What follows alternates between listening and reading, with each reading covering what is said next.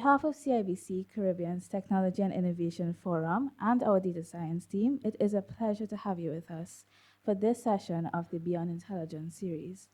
This initiative is all about moving past the hype and discovering how data and AI can be put to work strategically, practically, and with measurable impact.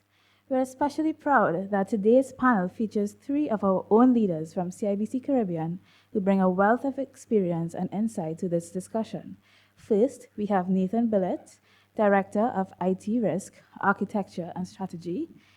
Then we have Akinola McLean, Director of Data and Innovation. And last but not least, we have Quinn Weeks, Senior Manager, Client and Product Profitability. I would also like to extend a special thank you to our moderator, Tamaisha Eitel, CEO of Future Barbados, for guiding the discussion. Welcome, Tamaisha. Their expertise and vision set the stage for what promises to be a dynamic conversation. In this panel, we'll unpack how organizations can convert raw data into foresight, integrate AI into strategic decision-making, and shape cultures that thrive on innovation. You can expect practical frameworks, lessons learned, and perspectives on what it really takes to build data and AI-driven strategies that last. We hope today's dialogue leaves you with fresh ideas and new connections that carry well beyond this event. Thank you again for investing your time with us today. Let's dive in and explore how we can all harness data and AI to drive smarter, faster, and more resilient strategies together. Now, over to you, Tamaisha. Clap for me now. Thank you. Thank you. Good morning, everybody. I hope you're going to enjoy my lovely voice this morning. Welcome back to Beyond Intelligence. That's the vibe we're on today. Happy Friday. It's Friday. You all woke up very early this morning to get here. I am very pleased. Thank you. And today is going to be a very interesting discussion with these very dapper gentlemen next to me. Give them a round of applause. Okay, we're still a little asleep. That's okay. But by the end of this, you will all be very awake and very excited. I am today's AI. My name is Tamaisha Eitel Harvey, and I'll be directing the discussion today. Because a lot of us, in our personal lives and our professional lives are trying to navigate and figure out what do we do with this AI and data evolution, revolution, new generation that we're in. And so today's discussion will help to break that down into simple, tangible ways for all of us here in the room and all of us online. We see you too, because the traffic was bad to get here. We understand. And this content will be available for you even after today to check back, because we may not absorb it all, but the tips and tricks that they're going to leave you with that are real and tangible, you can use every day from now on. Let's hope. I don't know what they're going to say at this point. So in this journey that we're on of AI, as business owners, as business leaders, we're trying to figure out where to start, what to do. We are bombarded with information every day of we need an AI strategy, we need a data strategy. But where do we start? And these lovely panelists, oh, you move right next to me today. Hello. Akinola, his fancy title is Director of Data and Innovation. That did not exist 10 years ago. This title could never have existed. So you are step one when I'm trying to figure out what do I do as my step one in deciding what to do with data and innovation and building a strategy. How would you advise business owners, business leaders to start in this process? Thank you for that, Tamaisha. When it comes to data and AI, it is key, no, not key, it is foundational to innovation, to resilience, to capacity expansion, as well as to competitive advantage. When I hear the word strategic and strategy, I think about intentionality, being intentional. When it comes to data and AI, if you are not intentional, whatever you build tends to be fragmented, it tends to be reactive, and thus overall tends to be very risky. Within the Caribbean context, for most small and medium businesses, we operate within a really nuanced and complicated regulatory environment. we do have a lot of issues when it comes to resource acquisition, resource retention, when it comes to the data and AI space, and being intentional allows you to overcome these hurdles. So it's about, let's not pretend this is a thing in the back end that we should ignore and keep moving through. Let's just bring it into the fold and do something. But Quinn, you advise businesses about this all the time. Why should we even care? Why can we not ignore this? Okay, well, a couple of things. So the first thing is we have to now look at data and AI strategy as just normal business strategy, right? So much has happened with data and AI over the last couple of years, but there are primarily, three things I would say you shouldn't ignore and why you should get started with it. The first thing is that the cost structure now to implement AI strategies have changed, right? You now have cloud AI and you also have pay-as-you-go tools. So now, for you to get started, it's not going to cost millions of dollars. It's going to cost maybe hundreds of dollars, and in some cases, you could even try out for free. The second thing is if you're not doing it, I'm pretty sure one of your competitors may be experimenting and going on it, right? So now there's competitive pressure for you to do it. And in this space, right, if you're one of the first movers or early adopters, you're going to have a compounded advantage, right? Because you're going to get your data started out and et cetera, and it's going to take some time for your competitors to catch up. The last thing is that if you don't decide to do it, the interesting thing is that your customers are actually using AI on a daily basis. And what is going to happen now is that their expectations are going to increase. They're going to want faster responses. They're going to want more personalized responses. And overall, their standard of expectations for how you service them is going to increase.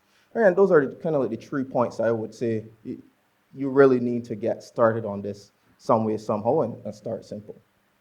So we have to care, is what I'm hearing. But most people, culturally, we're still scared of it. We're scared of technology in general. Sometimes it gets thrown at us.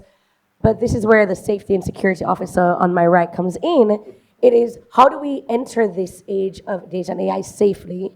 How do we manage what we're doing every day in a safe, we're not risk averse, but within some boundaries so we're not jumping off the deep end every day? No, it's a great question. And one of the big changes that AI brings into the realm that we have to deal with now that we didn't have to deal with 5 years ago is the speed at which the innovation is coming, the speed at which change is coming. So as an organization, you need to have your strategy in place, understand the goals that you're wanting to look for, but start small. Start with an amount of risk that is appropriate for you. Be prepared to iterate and be prepared to adjust and pivot. Make sure that only the right people have access to the information that you are using to help guide and make and inform your decisions or your next actions, because there are various rules. For us within the financial services industry, we have data protection regulations, we have our regulatory frameworks and guides. Specifically within the Eastern Caribbean, they now have just recently specifically implemented AI legislation within their cyber and technology governance. That doesn't affect everyone, but you have to be cautious of the industries in which you operate and the controls under which you have to be aware.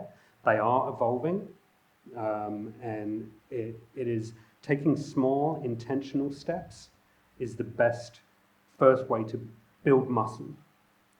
So we need to start taking a step. And maybe the step is not a giant leap, but there is a step we need to take. But Queen, I want to throw this at you. But what data do I have? I have spreadsheets, I have WhatsApp messages, some Facebook posts, some point of sale receipts. What is the data I need to start with? Okay, so as a business, before you go looking at all the data that's available, the first thing that you need to do is, like I always like to say, start simple. Find a simple objective in your business that you'll like to improve or something that you'll like to measure, and start from that, right? Let's say it's something like you want to respond faster to clients, or you want to improve your sales, or figure out what next you should offer one of your clients, right? So you start off with having that objective in mind. Then from there, you can do something like a data audit, which is essentially you're going to collect all of that Do I have to information. find an auditor and pay them lots of millions of dollars? No, you don't. Okay. Okay, I can do a data audit without an auditor. Let's go. All Yeah, right. the good thing is that without sending your data to the cloud, you could start off by just asking like a popular AI like ChatGPT or Gemini or whatever the case may be to actually help you do a step-by-step guide of how to actually go about your data audit. And what you're going to do is kind of state the problem that you're looking to solve or your objectives, and it can give you a nice step-by-step process of how you could go about this data audit.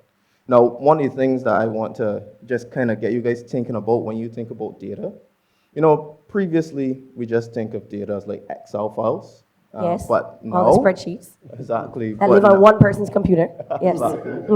Exactly. But now WhatsApp messages, emails, and all those types of things now are actual data that could become structured using AI processes. So that's why I would say you start off with regards to your data, and then from there, once you create this format, one of the most important things is to keep your data somewhat consistent and standardized. And the last key thing that I want to kind of leave you guys with regards to how you look at your data, I'm pretty sure some of you, especially if you're in the analytics field, you always hear this term garbage in, garbage out, right? Which is essentially, if you want to have a data-driven strategy, you need to ensure you have high-quality data. But the other thing with regards to data that you guys should also pay attention to is the freshness or the timeliness of your data.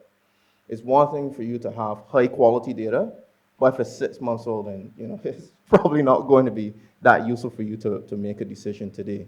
So you kind of have to find the right balance between that, and those are some of the key things that I would say for now that you need to take into consideration. So what I'm hearing is you have to have the ingredients in the kitchen before you make the meal. That's what I'm thinking. Figure out what ingredients. Is it good sweet pepper? Is it bad potatoes? Before we decide what to do. But then how do we then start? Like, do we need a full 20-page strategy that's written down that we paid a consultant for? And then he said something about the problem. Like, do we have to decide one problem, 10 problems? How do we decide how to start building this strategy and making this attempt to jump into the data and AI world? Interesting. Yes, very. All strategy ideally starts with one thing. There is the business goals, dreams, aspirations, some may say wishes. Sometimes you need a little fairy dust to make things come true, right? But that's how all strategy starts. What we found works for us is when it comes to data and AI, we follow 6 major pillars. The first pillar, again, is around strategy. It's around going to your different business units and creating your strategic roadmap, a roadmap of use cases that you think will give you more efficiency, effectiveness, or that will be great use cases for AI. The other 4 pillars are around building the capabilities for your organization. So how do you build the capabilities when it comes to talent, when it comes to the operating model, when it comes to the technology that you have to use, and when it comes to the data that you have? The final pillar is around adoption and scaling. So how do you deal with change management when you introduce these use cases? What really connects this before you move on to execution, you need to have a robust framework that allows you to add some discernment to these use cases. You need to be able to filter them somewhat. You need to understand if these use cases are achievable, appropriate, astute, and everybody keeps on forgetting, sustainable. Once you have that framework, you then take any type of execution framework that there is on the market. But most execution frameworks you have to ask yourself a few questions. Number one, how am I going to manage this change? The people aspect of it. There are different groups of people within your organization. Some may be advocates. Some may be a little bit more resistant. Others might just be skeptical. They just sit on the side to see how this thing works. You need a plan for all of them. You then need to figure out how are you going to sequence these changes, because different changes have different time horizons for benefits to be realized. And then finally, you need to understand how am I going to measure the impact of this change. And that is how it is strategy comes in to this. But you said something about we have to check in with the business units. We have to go from step to step. And CIBC has a robust business structure, lots of employees.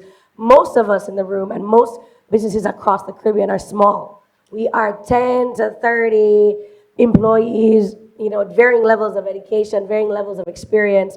How do we get started at this smaller level with that? How do we start pouring the cement together? I changed analogies from the restaurant to construction. I hope you caught up. How do we switch over? How do we apply what you've just said to a much smaller case to get going? Oh. Ideally, in much smaller organizations, I say the first 30 days, you need to understand what you do well. That's what we call internal analysis, right? You need to understand and appreciate and be realistic with what your culture is. You need to understand what you do well. What are your core capabilities?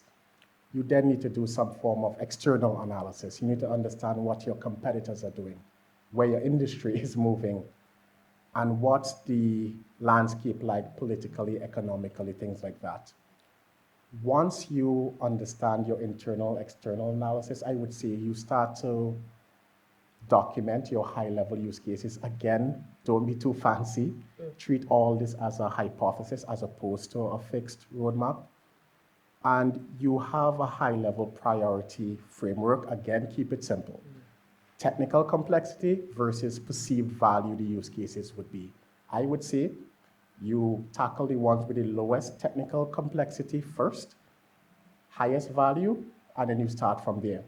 And what I have found is that when you do that internal analysis, most people, when they hear data and AI, they quickly jump to the tactical. What tool or technology Yes, do I need? I am going to buy something and spend lots of money every month. Exactly. Yes, that's where I'm going to go. But when you really... Google will tell me what to do. Yes. Exactly. But when you really look at it, look at your internal estate, you probably have all of the tools that are necessary.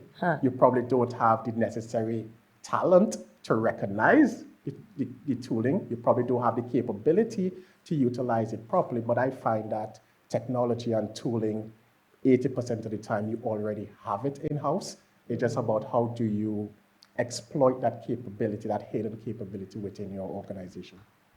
So a lot of what I'm hearing is that as organizations, regardless of the size, we need to take a step back and pause. The fear is that if the technology is evolving so quickly, how do we if we pause without just going straight into it, how do we keep up with the technology and make sure that regardless of the field that we're in, regardless of the industry we're in, that we're gonna start keeping up in a safe manner? And the fear is that I have all this data, what do I give to this robot? What do I give to this thing without compromising the ethics, compromising the work, compromising my clients or my customers? How do we keep up, regardless of industry, with the evolution of the technology, but the need to stay safe, to protect our customers, protect our clients? It's a brilliant question. So for us, we operate in 10 Caribbean countries. And in several of those, they have existing data protection legislation out there today. So if your industry has anything to do with external customers, you are considered a data processor, and you have to be cognizant of that. So you start small. You do not decide to put your entire customer relationship database out into a tool. Yeah, sure. Yeah, sure. All right. Okay, so do not give them my entire customer database. Let's start there. All right. And my entire point of sale with everybody's credit card number. No, we don't start with everything. Okay, good. But the important thing, again, is don't jump to AI just because it's AI. You have to understand, back to the point that Akinola was making and that Quinn was making, what is your intention? What is your goal? Is it that you want to be more responsive to your customers? Is it that you want to be able to assess your pipeline of stock control? Do you want to get more efficient in how you're managing your stock and inventory? You have to identify the area that you want to improve on and focus in on that particular piece of data. Focus in on the people that need to be involved in the conversation. Don't be scared, because these tools are here to help us, to accelerate us, and to make us be better, but don't open the floodgates. be very consistent and considerate in the way that you move. As you build that muscle memory and muscle strength in embracing AI, then you can start to use more and more, but with consistent monitoring and control. One of the biggest risks that we face right now with AI solutions from around the world is they are from around the world. They are based on international data sets. They are based on companies with millions of clients and hundreds of thousands of product items and things of that nature that won't necessarily reflect your business. So you need to be aware the responses that the public models that are available to most companies, they do not have context of the Caribbean.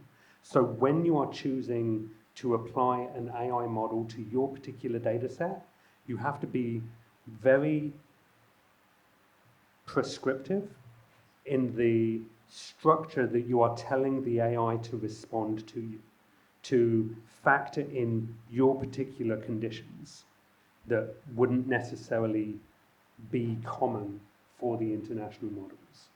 So there's some words you said over and over. You kept saying you and your and people.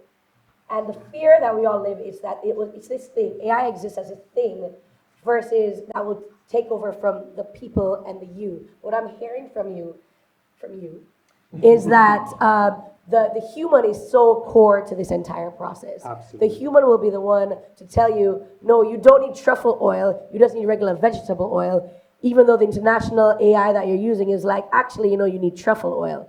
So how do which part of this journey do we make sure that the you is in and the human is part of that process? Yeah, no, absolutely. So this is referred to within AI implementations as human in the loop. So there are absolutely opportunities for certain AI tools that you can set them up to run and make decisions on for you. I was actually, as I was driving in this morning, I heard a news article that the government of Albania have just released a procurement system that is fully AI enabled. So We what would love they that have done, here. We which would they love that haven't here. explained in the news article, is they have taken the long road to get to where they are. Yes. They sat back, they identified their problem, they built their workflows, and they planned for what they expected. So they set their frameworks in the back end.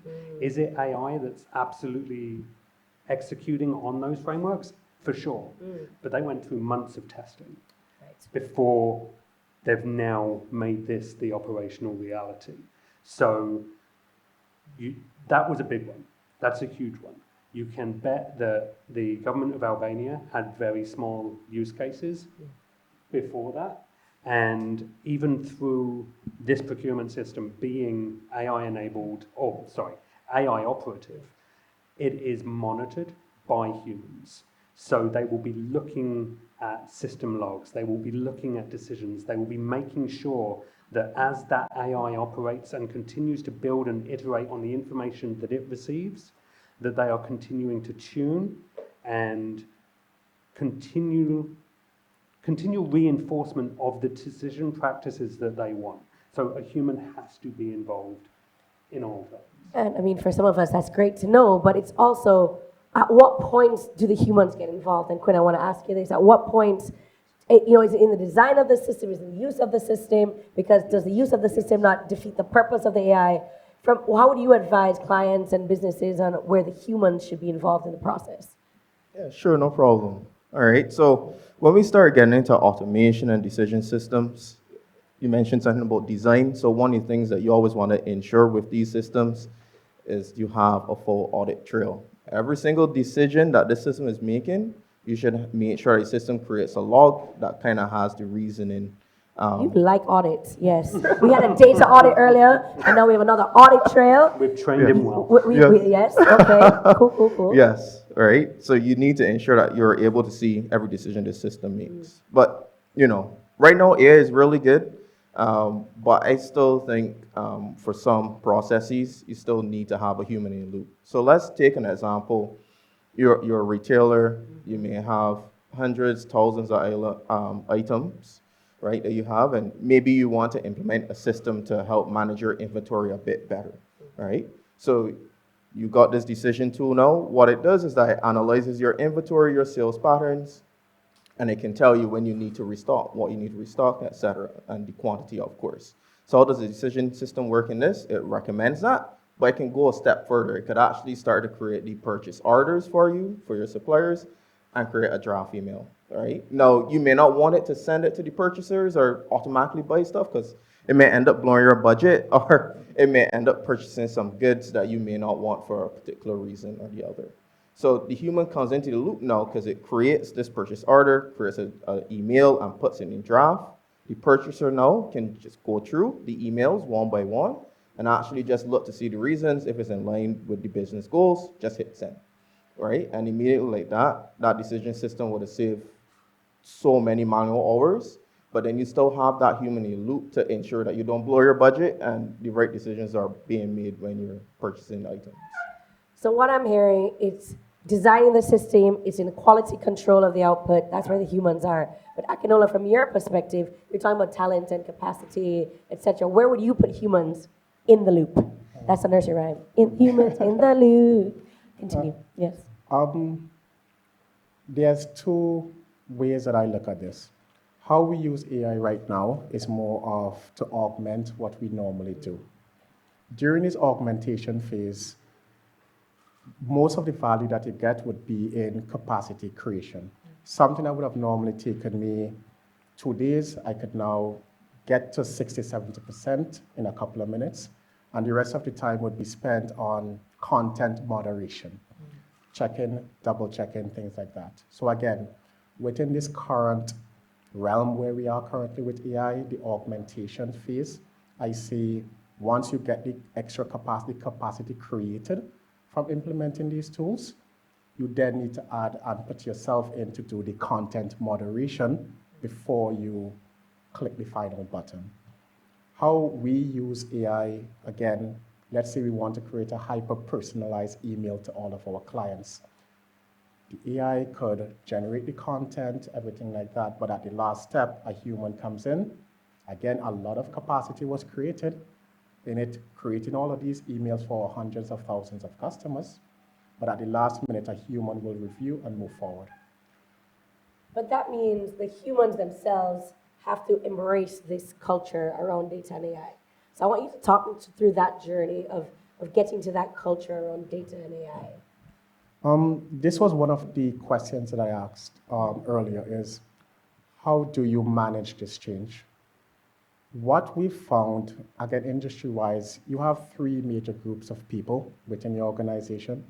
There's a first set of people that would be advocates. They support it. These 3 people on the panel, these 2 people, I don't know how much of the advocate he is. These 2 people for sure are the advocates. All right. Correct. Cool. They want it. They will. 2 of the 3. Yeah. They will knock down your door. They want this thing now. There is another group of people that are that are a little bit more reserved. They're not sure about these things. They may be actively scared about the new future. So again, they might be dragging their feet a little bit with adoption. And then there's a third group of people. Again, these are normally the largest of. They are skeptical. They say, let me step back and let me see how this thing works out. I haven't chosen whether I'm on the left or the right. So we need to have a robust strategy for each of these groups.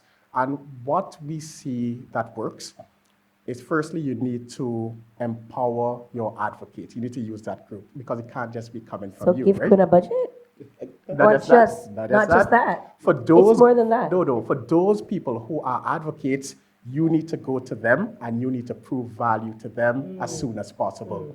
Take whatever low-hanging fruits from them, automate it, add the AI, do whatever. They will become your champions moving forward.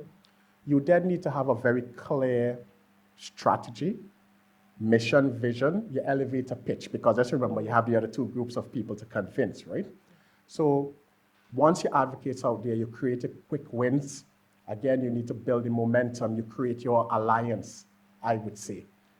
The skeptics will tend to come around because it's not just you here selling the fairy dust. You know, that's you here selling the dream. There is real world benefits, and these advocates can what's the word? Be your champions out there to say, look what this did for me. The third group of people. What it is we found is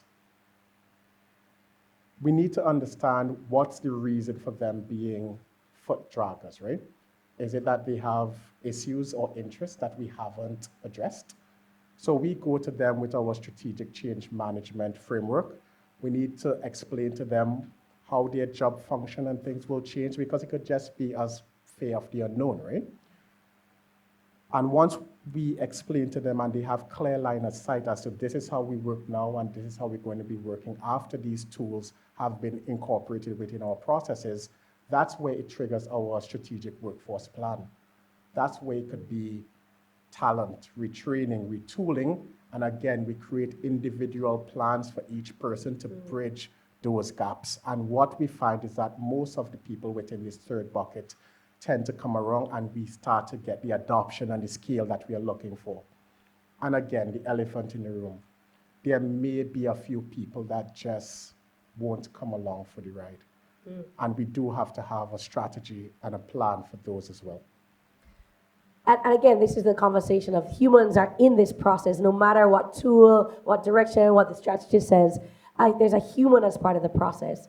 And as we're moving into the culture of the Caribbean to adopt and become creators and become early in this journey of AI, it's a cultural shift that we all have to go through. But you need to break it down to the rest of us who have small and medium businesses. So say I have this 25-person distribution company, my beauty supply company. That's what I have, right? Hair products, hair brushes. I have a mini salon in there. But I know I want to reduce my costs because of supply chain, it's hard to import things. It is day zero. I have decided, I woke up in the middle of the night and I have decided I want to adopt AI and this data strategy because my competitors, I'm seeing it. I'm feeling that other people are, and I feel that the TikTok videos I've watched tell me I should go in this direction. What would day zero be from a strategist perspective of this journey? And I'm a Jamaican, as you may have figured out by now. We're sprinting. It's a 90-day sprint to figure this out. I have 3 months. I have 1/4 of my financial year.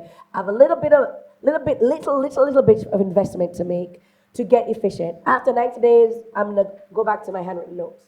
So I want you to guide me at day zero of where do I start? Interesting. All right, let me see how to take this. 25 people. Yes. So day zero, the first 30 days, again, you need to do your internal, external analysis, right? What do I do well? What's my culture like? What are my strengths? What are my weaknesses? Where do I need to improve? External analysis.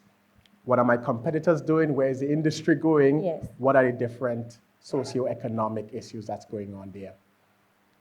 What are my organizational goals and strategies and dreams as well? How do I put all that I want to together? reduce my costs and be the biggest brand for distributing beauty Exactly. products. You will then, The hot girls need it. yeah. When you start to document your use cases as a small business, what you'll realize, you think that most of your use cases will require AI, but it will actually require what we call IA, intelligent automation. And that's one thing that we found. Pause. That's a great point. I love that. It's a nice soundbite. It requires IA, not AI. It Correct. requires IA is Intelligent automation. and not artificial intelligence. Correct. We need to start intelligent automation. Okay. Talk us through this journey. What intelligent automation ideally is, what we have is a lot of, how do you say this, maker, checker kind of stuff. Somebody writes something in a document, somebody checks what's in that document.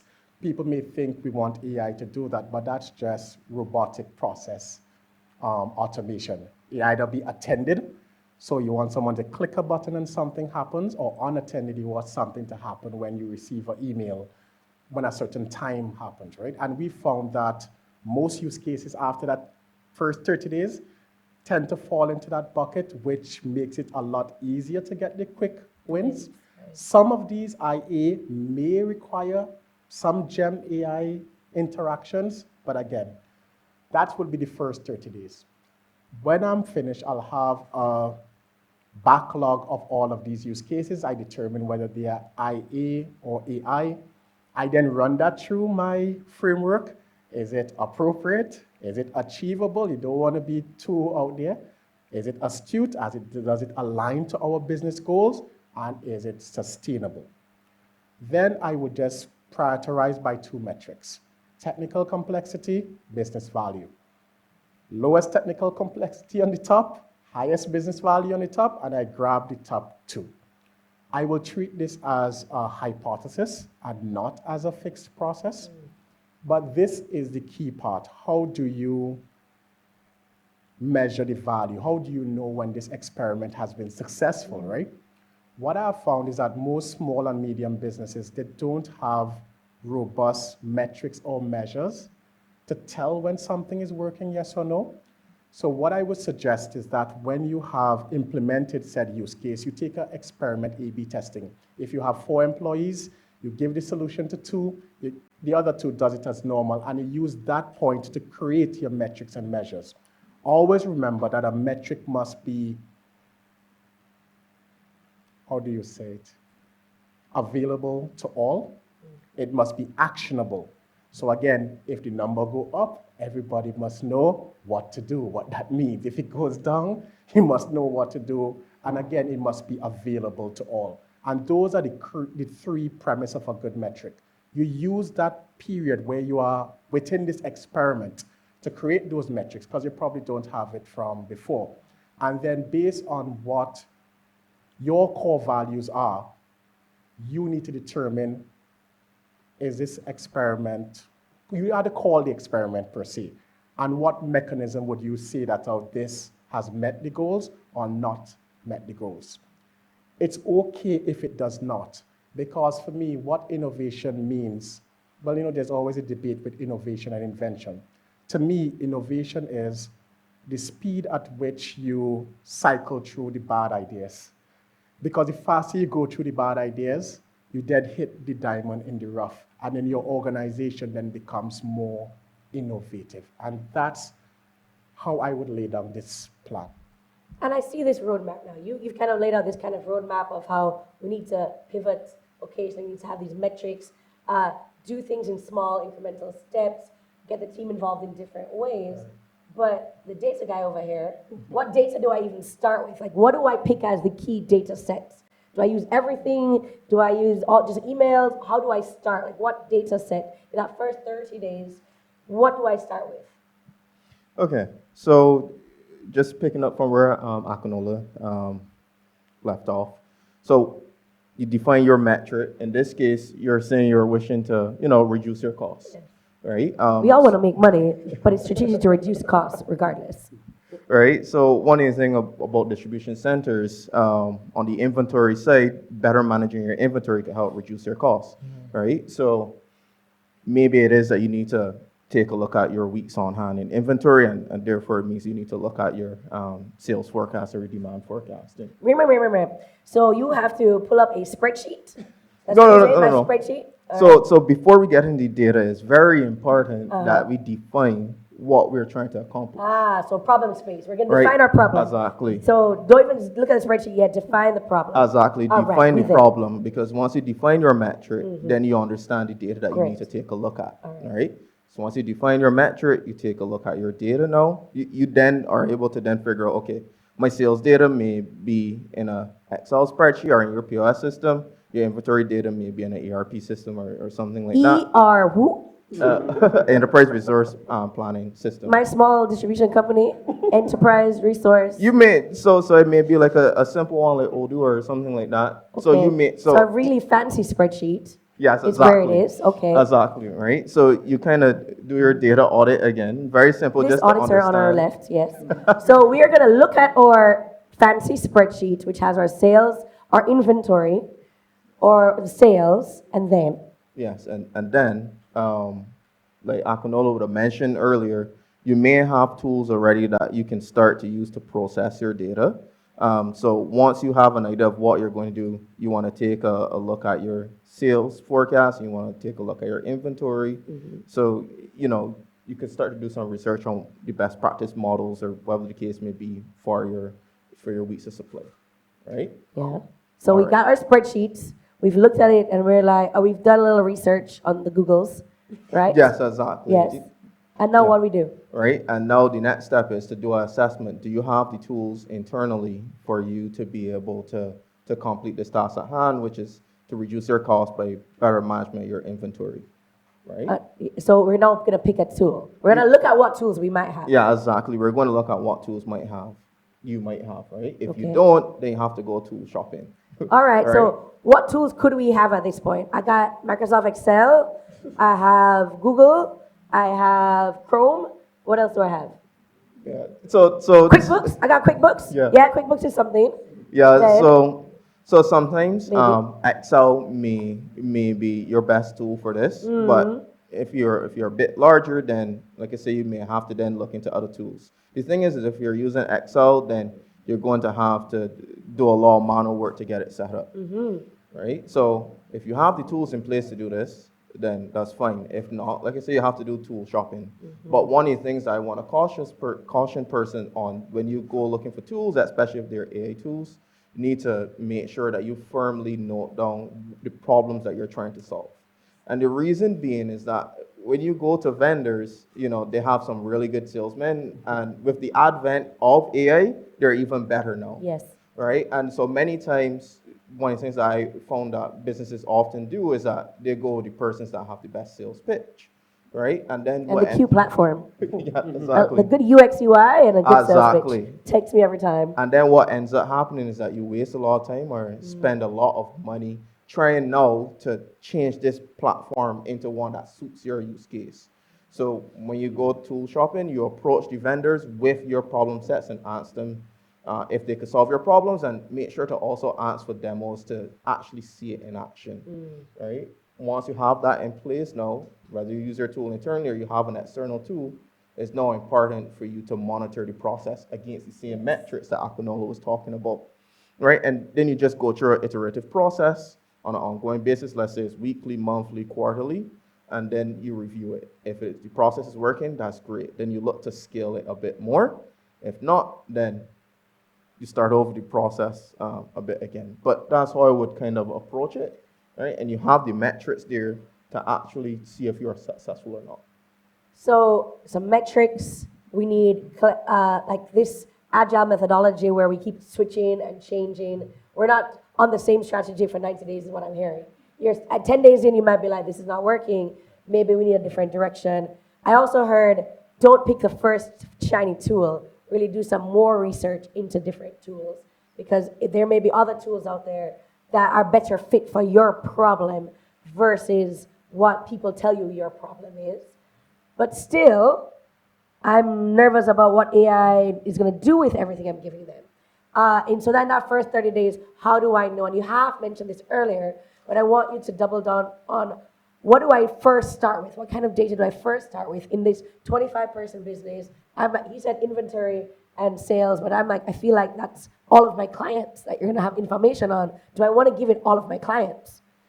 No. Oh, no. He just said no. Absolutely not. No. So if that is a fear that you specifically have, then think smaller. Your ultimate goal is to increase your revenue, reduce your costs. All our But goals in that's life. Everyone's goal. But there must be something specific that woke you up in the middle of the night. Yes. Something, is it spoilage? Is it specific losses that you're seeing? Is it specific products that are over expensive? Refine your target. Think truly about what it is that you're looking to solve for, and focus the data that you want to now apply the AI problem solving against specifically for that, and make sure that you have locked down the access to that data. Right. Right? So most of the tools that are available, and actually, when you mentioned Quicken and QuickBooks, QuickBooks. right? QuickBooks. All of these tools that are out there for the smaller to medium enterprises, Yes. they are consistently and constantly increasing and improving the capabilities that are baked into them. One of the things that you may not realize is you've already got this capability, you just forgot to click the upgrade button. So take, as Quinn mentioned, take the opportunity to look at your own existing inventory, your own existing tool set, and see if you're running the latest version as yet. go through those necessary updates, and you may immediately start to receive insights from the tools that you have already. Again, it becomes very important to be sure who you are granting access to the system, to the information, and to the data that is a component of that tooling. Always keep a monitor on who is doing that. And to the point that Quinn had made as well, make sure that when you perform these updates, you are checking to make sure that if you want that option to pause that email before it goes out to your client or out to your supplier or out to your buyers, that you are being given that option. There are a lot of tools that come with default yes options in place. Yes. So be aware, don't be scared. These tools are ultimately here to help and support us. But be aware and check and make sure that the settings and configurations that you are using and you're implementing and the data that you're providing to it are what you want to do. And so, as we kind of arc to the end of this story, what I'm hearing, what I've learned in this panel is that we need to start somewhere. You can't not start. That's the first thing I've learned. That we already have the data. We don't think we already have it. And sometimes we get obsessed with, we don't have everything, we need to start over and start from zero, but we might already have the data. So do an audit. I've heard audit too many times today. Do an audit of the data and see what you already have and see how best you can use it. And I heard pick your problem. Don't pick every problem. Pick one specific problem and start working in that direction. And then I heard about tools. There are tools that may already exist. There are tools that we're going to get sold on with like shiny cars, but we need to figure out what we already have. So what I'm hearing is take a step back. Don't be scared. Take a step back and look at where you are. First is being scared, being fearful. You have enough of the tools already to get going. And so, gentlemen, as we wrap today, before we go to the audience for questions, I want to get you to leave a nugget with each of them. I'm going to start with you, Akinola, since you're the tool guy. What is that one tool you think we should look out for in the next 5 years? Like, what is that thing we should bet on and take stocks in? In the next 5 years, I see us moving from more using data as an AI as augmentation to full orchestration, right? I see us being in a place where strategy is more about AI and data ethics as opposed to tooling technology, because that's where the intelligent automation comes in. What I've seen happen as well, there's a lot of low code, no code options that allows people to scale fast. And that's why I think strategy will be more around ethics of AI and ethics around the use of data. In terms of a tooling and a platform, because the Caribbean is a predominantly Microsoft shop and most small and medium businesses are inside that ecosystem, I would say the Power Platform suite, that allows you right out of the box to execute on these intelligent automation and AI use cases that you have. It already integrates with your environment, so you have access to your emails, your Teams, those type of things. So that is what I would look out for. One additional thing. Are you on the edge of your seat? Yeah. Are you on the edge of your seat? Let's go. As we introduce more and more of these AI systems or intelligent systems within our environment, we have to look at the sustainability of it. What happens when things go bump in the night after these things have been rolled out? That's the sustainability part of it, right? What happens with your machine learning operations? The models and so might be working good now, but if it stopped working, do you know when performance has changed? These metrics and measures that you guys have now becomes key as your early detector system. Again, all of your metrics must be available to all, actionable. They shouldn't have to call a Quinn to decide what to do if the number move from 5 to 7, and it must be fully auditable. It shouldn't be a complex algorithm. Everyone within your organization to understand what these metrics mean and how their role either drives those metrics up or down. And that's really funny because I said Microsoft Excel just because I said Microsoft Excel. And then you've doubled down on the Microsoft suite. And you're right. In the Caribbean, we have Microsoft. That is what we have. And it is a tool that you don't even realize. You've branded it without realizing that you're using that brand, like Band-Aid and Colgate. We're using it every day. So we start there, we double down on what we already have, and then we use the thing that we know without knowing that it's so valuable to get to where we need to go. But how do we do it safely? Give me that one. What is that one gem and diamond that you're going to leave with them? I got my Microsoft Excel. All right, I trust it. I already trust this. But how do I keep going and press upgrade safely? Okay, so with the Excel specifically, with the latest versions, we're all talking about the M365 and OneDrive and cloud storage. The one This is not a safety promotional ad advice, it's for not, Microsoft. It's No, no, not no. at all. But cloud storage is proliferation, right? So data is getting out there.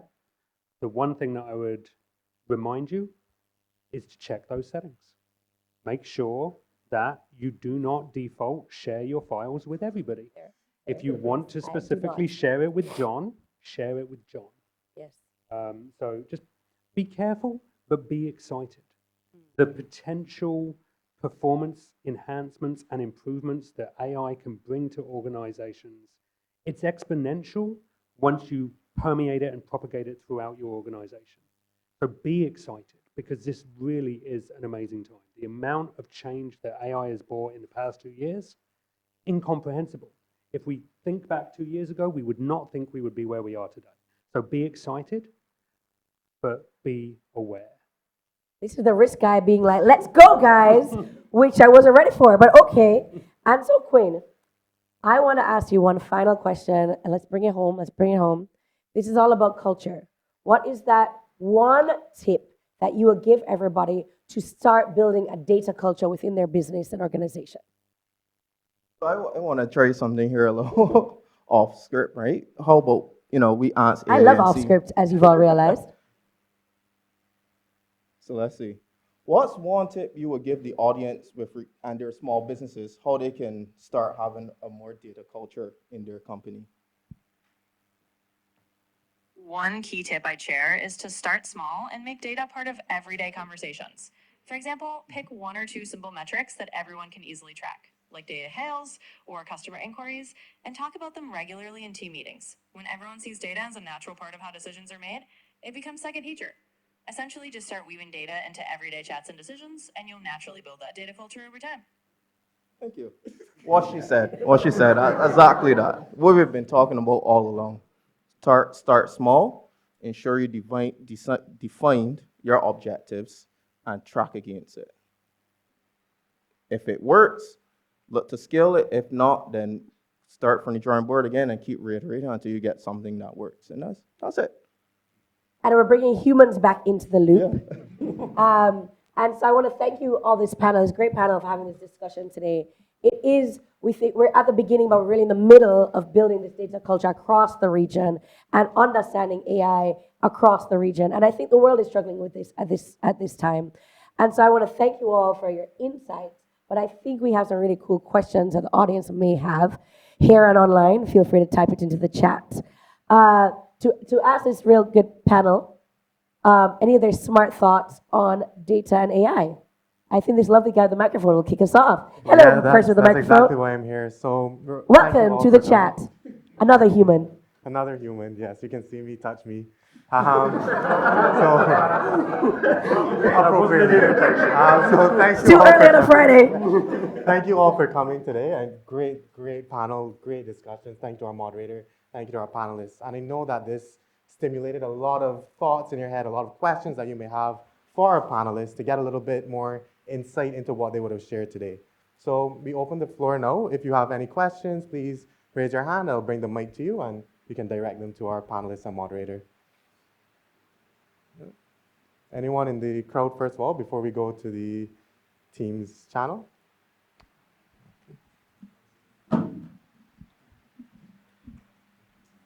So my question to the panel would be, what would be your AI nightmare situation? Nightmare? Nightmare situation. Oh. So I know this would vary based on your My chat GPT broke the other day. That was my nightmare. But continue your question. So just to help us understand the risks that we may need to be aware of. Let me just turn over here. You got to kick this off for us.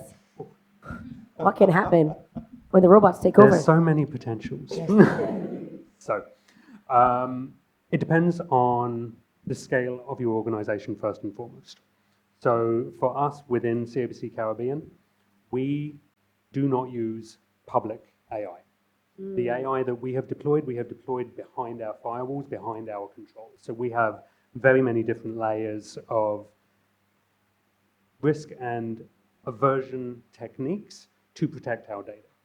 So my biggest concern, specifically with the public models, is they are out there on the internet. It's why I keep on saying, be sure who you are giving access to your information to. Because on some of these tools, and as I said, on some of the defaults, the default is open access. So if you're not aware of that, then the AI could just spread your information, whatever it is, whether it's client, whether it's product, whether it's policy, they could share it out to the internet. So that is my biggest concern, the data loss risk that an AI can present to an organization, but it's also a reasonably easy one to look for and adjust for. And I'm going to, because I'm moderator, answer as well from my end. At Future Barbados, we run a health tech program.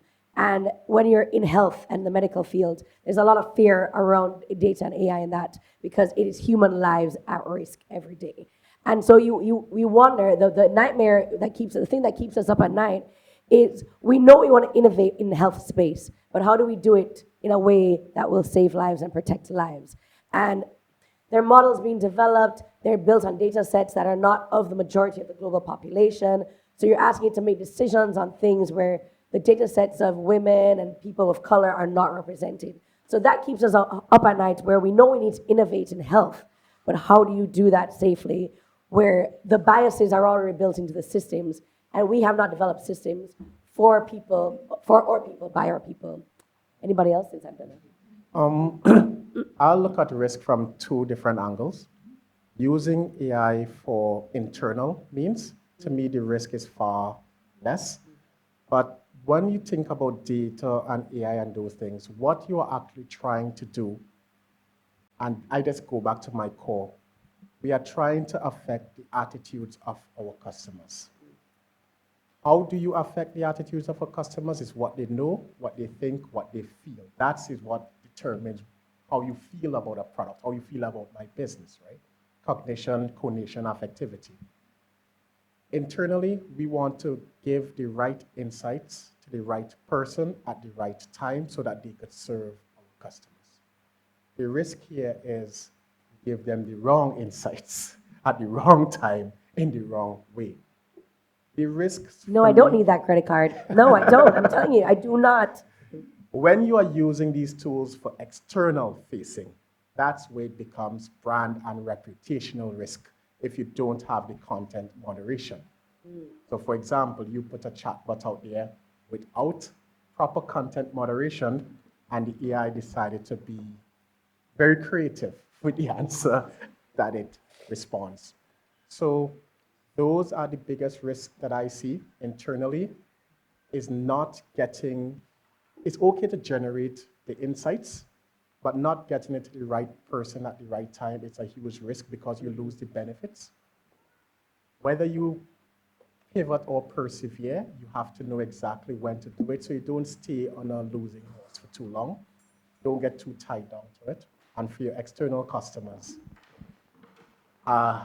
Gen AI campaign, hyper-personalization, and that email that goes out to all of our customers, not aware of the cultural context of using the word and macro. the next morning you realize it went viral. Ooh, that's a nightmare. Correct. That's a nightmare. And that is my biggest risk with using these tools.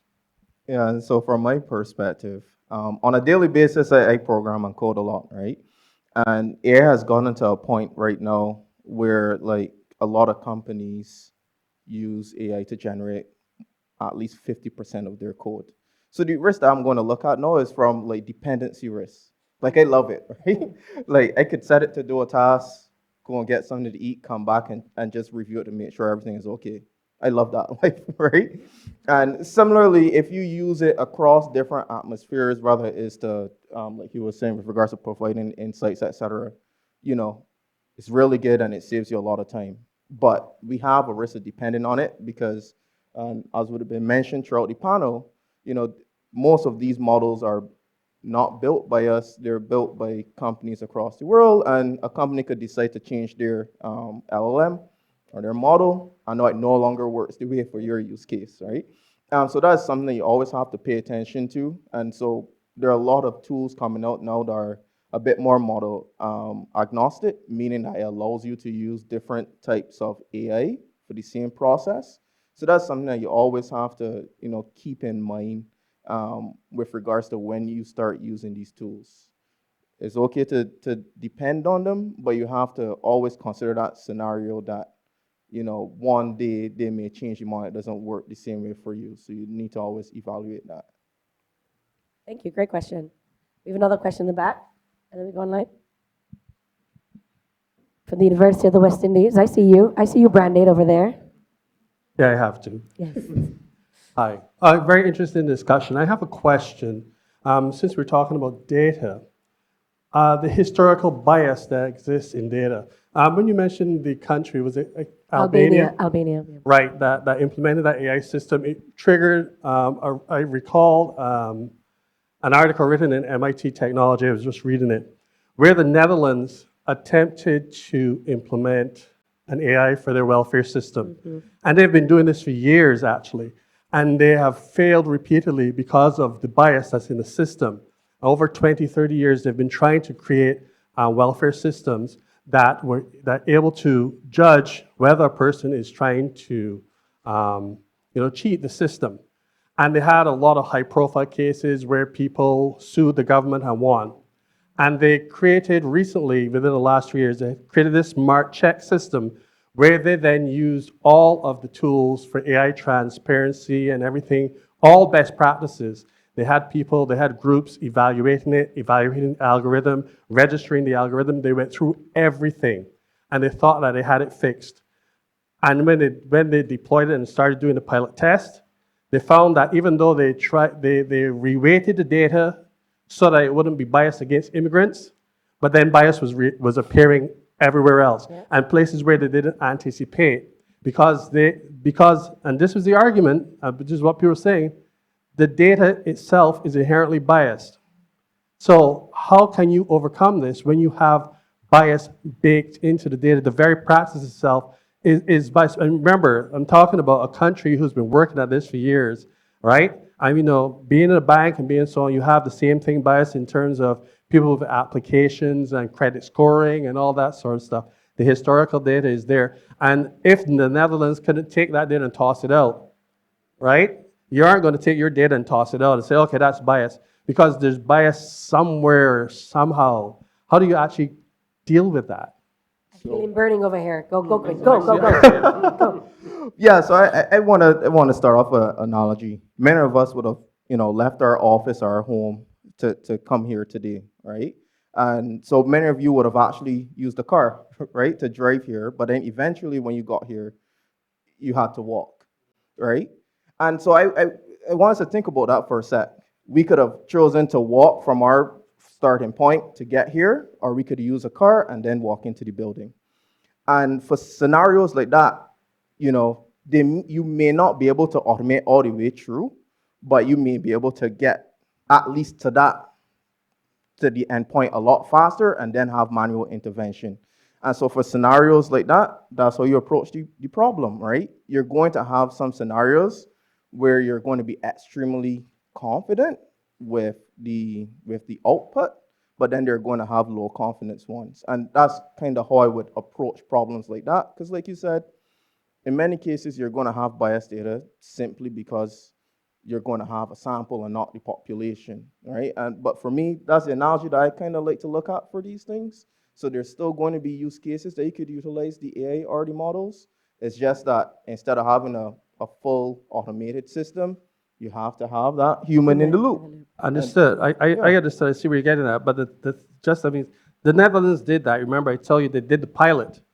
And they attempted to do just what you said, because the idea was that instead of flagging people for fraud, right, they would just flag them and say, oh, you have an error in your application, and not actually flag them for fraud. They actually removed everything, postal codes, gender, everything that could intimate bias from it, right? And then when they did the pilot, they were doing exactly what you said.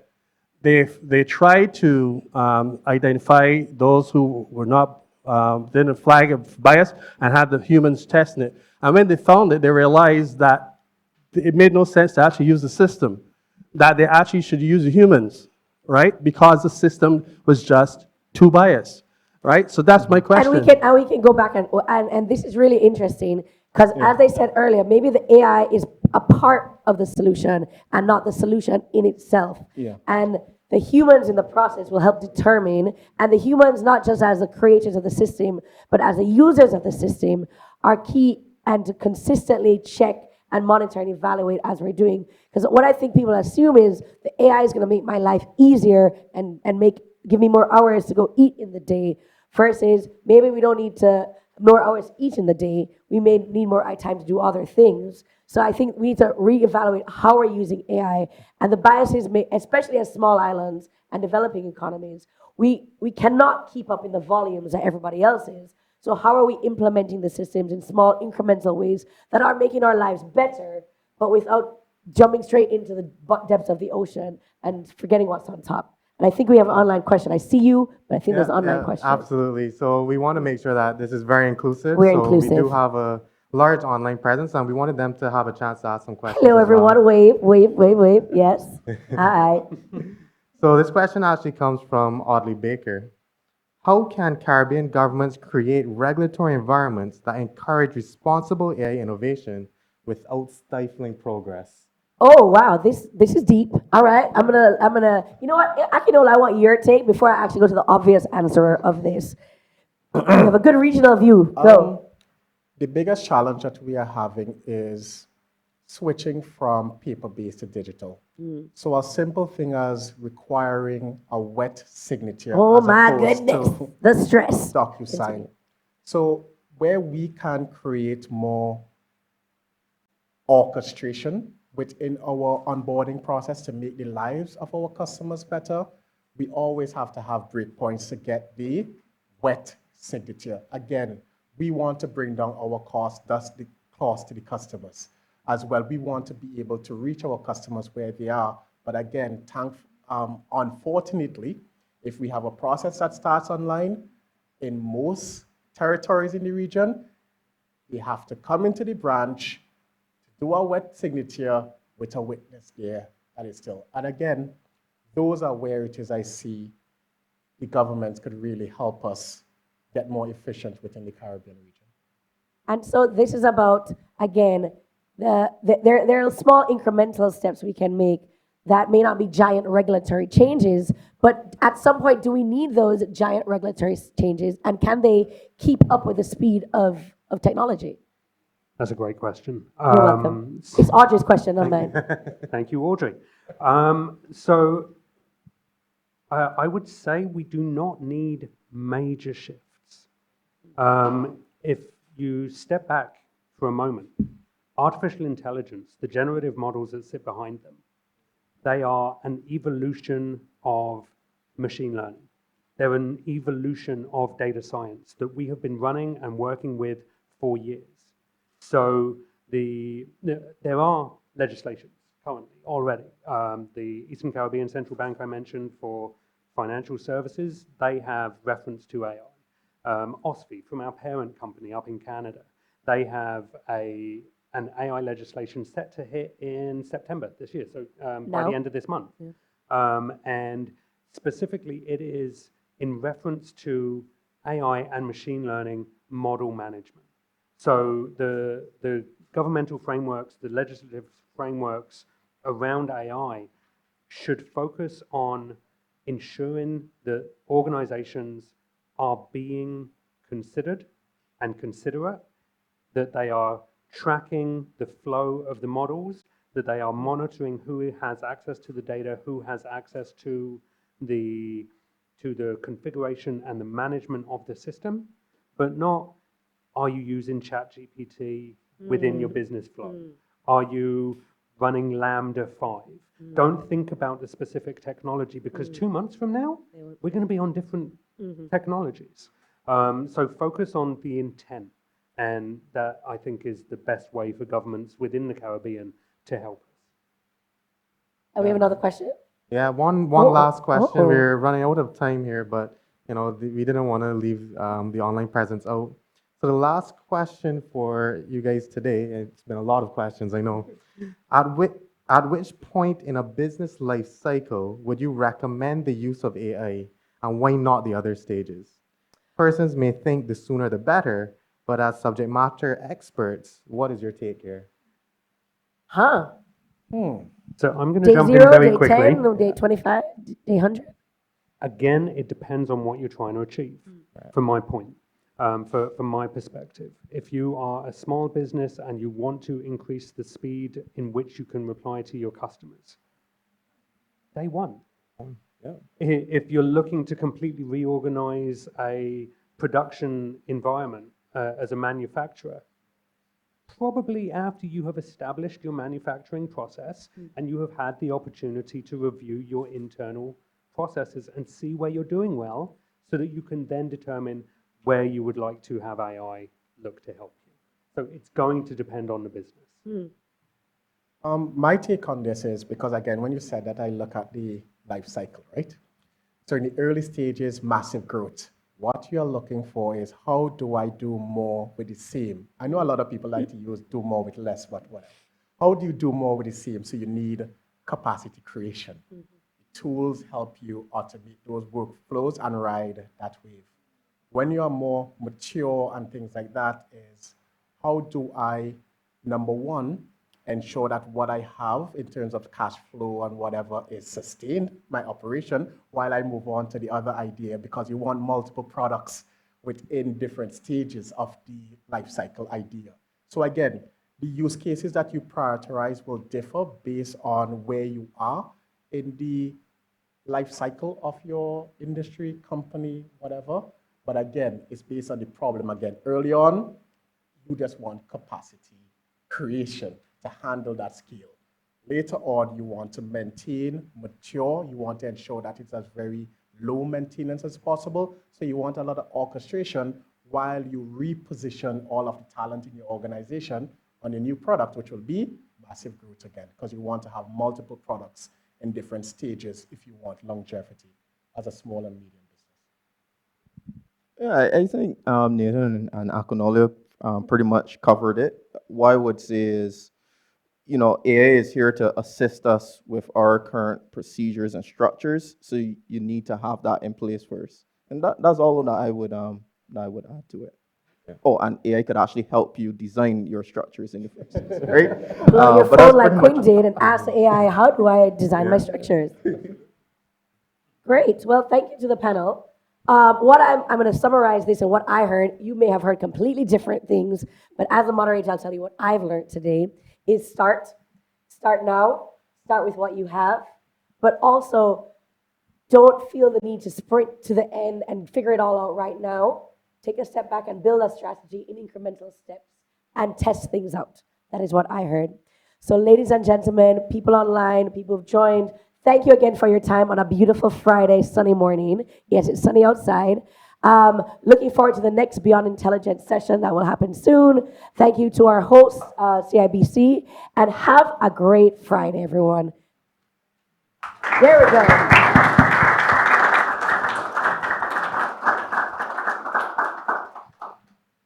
Is there outro music? Or do you want me to sing? Okay, so before we wrap up, I just want to thank our speakers again, because they shared a lot of great insights, and I'm sure we all learned something, maybe something new. And also thank you to everyone for attending today. I'm pretty sure you thought it was very insightful and an engaging session. Unfortunately, this is our last Beyond Intelligence talk for this year. So thank you so much for growing with us on this journey. Your overwhelming support has shown us the importance of these conversations, and we are committed to continuing that momentum.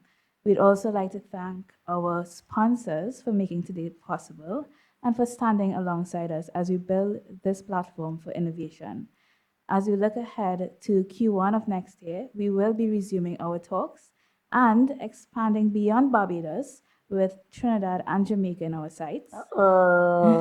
We're coming to visit you. Our vision is clear. We want to establish CIBC Caribbean and our community as strong players in AI across the region. And before you leave, please join us downstairs for food and drinks. You'll also have the opportunity to view an exhibition of our prototypes and a demo prepared by Digicel Barbados. And if you are interested in being part of our demo sessions in the future, or in showcasing any fun new innovations, please do reach out to us. We would love to have you involved. So thank you again for your support, your energy, and your belief in the future of AI in the Caribbean. And I hope we continue to grow together. Thank you, everyone.